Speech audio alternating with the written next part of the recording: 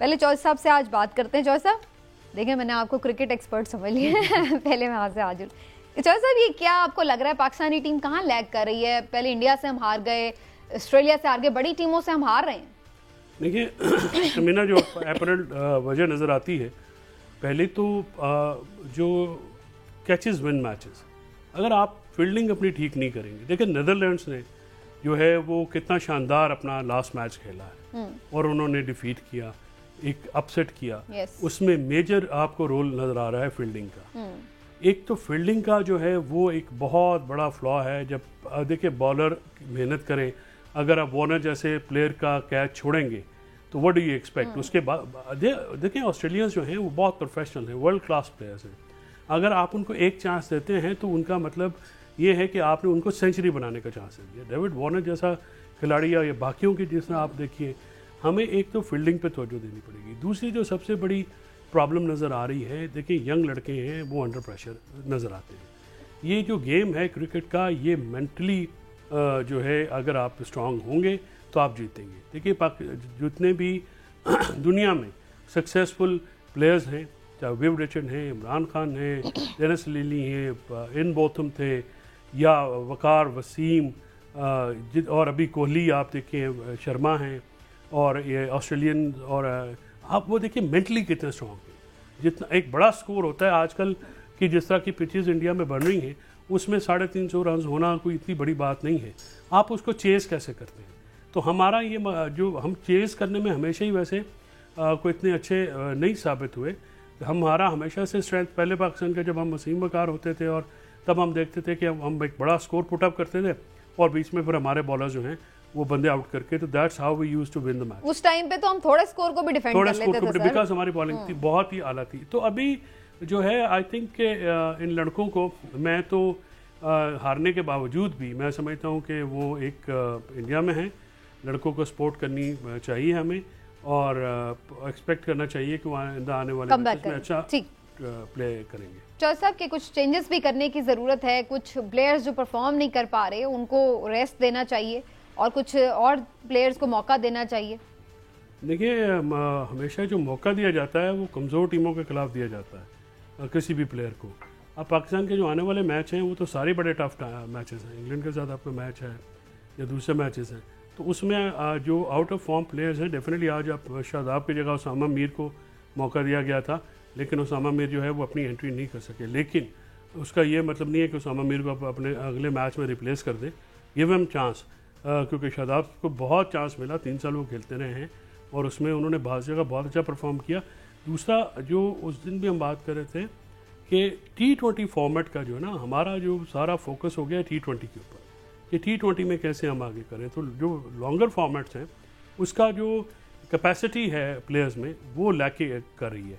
तो आप अगर किसी भी प्लेयर को खिलाना है तो आप ये देखें जो कि वनडे में 50 ओवर खेल सकता हो, अगर वो खेल सकते हैं तो बिल्कुल आप रिप्लेस करें। और लेकिन नॉर्मली जो है टीमों में जब आप एक टीम बनाते हैं वर्ल्ड कप की, तो उसमें रिप्लेसमेंट्स की बहुत कम गुंजाइश होती है अनलेस को बहुत ज़्यादा, क्योंकि आप जब टीम बनाते हैं शुरू में तो फिर उसकी पेपर के ऊपर सारा देख के उसके रिकॉर्ड्स, उसका परफॉर्मेंसेस, वो सारी गेज करके बनाई जाती है टीम।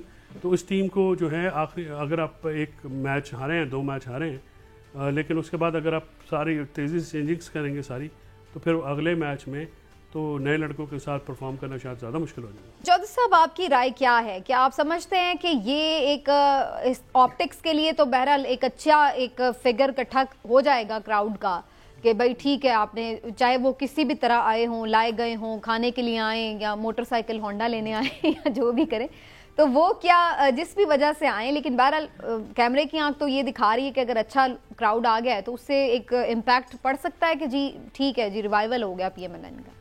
देखिए जिस कदर पैसा जो है वो फ्लोट किया जा रहा है, जिस तरह से जो है लोगों को हर तरह के लालच दिए जा रहे हैं जलसे पे आने के, तो उस लिहाज से एक शो पुटअप करने में नून लीग कामयाब तो हो जाएगी। लेकिन आपने देखा है, आप भी लाहौर में हैं, मैं भी आज लाहौर में हूँ, मुझे फरवर नज़र नहीं आया, यानी वो एक जोश व खरोश अवाम में नज़र नहीं आया कि जो मियाँ साहब अगर 4 साल के बाद आ रहे हैं और जितना बड़ा उनका दावा है कि वो बहुत पॉपुलर भी हैं और उनको बहुत ज़्यादा सपोर्ट है, तो आप देखिए कि लोगों में वो जज्बा दीदनी नहीं होता है। उसके कंपेयर जो पीछे जलसे मीनार पाकिस्तान पे पीटीआई के हुए, उसमें उनके जो कारकुनान हैं वो ऑन देयर ओन आते हैं, उनको कोई ट्रांसपोर्ट के पैसे नहीं दिए जाते, वो खुद ही अरेंज करते हैं, खुद ही आते हैं। बल्कि जो आखिरी जलसा हुआ था उसमें तो काफ़ी रुकावटें थी, लेकिन उसके बावजूद वो बहुत बड़ा जलसा हो गया था। अब तमाम तर फैसिलिटेशन जिस तरह की नवाज शरीफ साहब को दी जा रही है, मियाँ साहब को दी जा रही है, उसके बाद जलसा बड़ा ना हो तो ये तो फिर एक नाकामी होगी। लेकिन मैं आज देख रहा था कि जो पोस्टर भी लगाए हैं, जो आप होर्डिंग्स लगे हुए हैं, उसमें लिखा हुआ है कि मियाँ नवाज शरीफ आके फिर सब कुछ ठीक कर देंगे। तो फिर तो सवाल ये है कि ख़राब किसने किया है?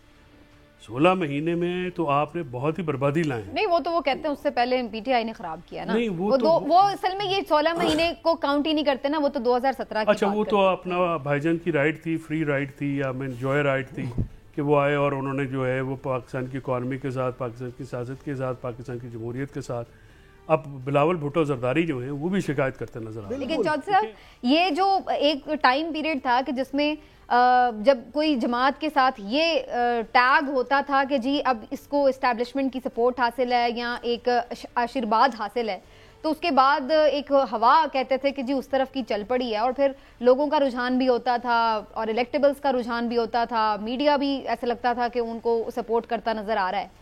लेकिन इस दफ़ा आपको लगता है कि ये इसी तरह के डायनामिक्स हैं कि जिसके साथ ये टैग है उसके साथ लोग चल पड़ेंगे, या उल्टा हो रहा है कि सपोर्ट अवाम की कम होगी इस टैग की वजह से?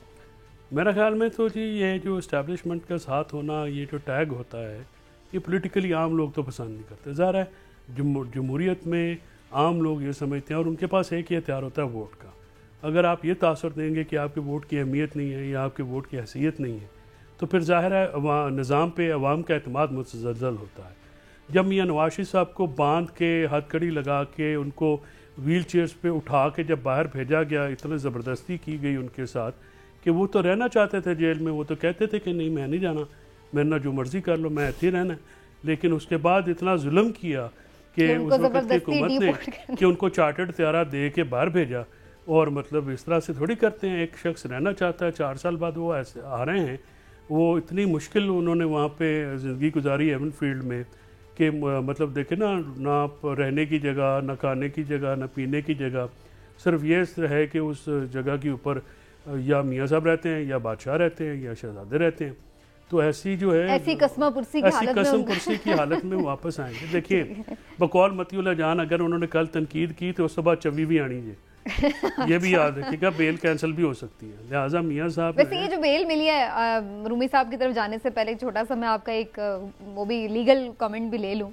सारे ज़्यादातर जो मैंने ओपिनियन लोगों की सुनी है वो तो इस पर मुतमईन नज़र नहीं आए। वो कहता है जी ये बिल्कुल एक अजीबो गरीब सा फैसला है इस्लामाबाद हाई कोर्ट का। तो आपको लगता है कि ये एक ऐसी नज़ीर कायम की गई है जो खुद अदलिया की तारीख के लिए भी स्यादबा बनेगी? चलें, अब एब्सकॉन्डर जो हैं वो आके जो है जो फांसी ज़मानतें ले लेंगे। अगर एक सा मियाँ साहब के लिए नज़ीर बनी है तो बहुत सारे इस्तारियों के लिए जो है वो फ़ायदा भी तो हुआ है।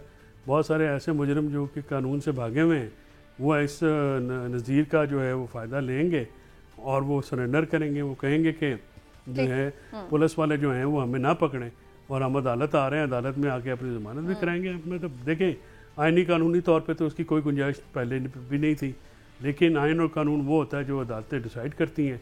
अदालतों के इस फैसले से ये तासुर ज़रूर कायम हुआ है कि अदालतें उनको फैसिलिटेट करी हैं सियासत में वापस आने के लिए। वो एक कॉन्विक्ट हैं, उसके बाद वो कल जलसा करेंगे। वो देखें वो कोई अपने केसेस के लिए थोड़ी आ रहे हैं, वो तो वहाँ पे जो है वज़ारत उज़्मा के उम्मीदवार हैं, बन पाते हैं या नहीं बन पाते, या छोटे भाई की लॉटरी आखिर में निकलती है, वो तो एक अलग बात है।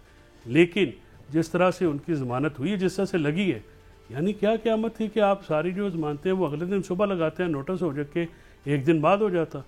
मतलब ऑर्डर ही होना था ना, कोई उसी दिन आप लगा रहे हैं, 10 मिनट में उसका डायरी हो रही है। हम तो क्योंकि डेली करते हैं तो हमें जो मुसीबतें मुश्किलात हैं वो पता है कि अगर आप वो बायोमेट्रिक का भी इशू जो है वो वहाँ पे इतना बहुत संजीदा है इस्लामाबाद हाई कोर्ट में और सिंध हाई कोर्ट में, वहाँ पे बायोमेट्रिक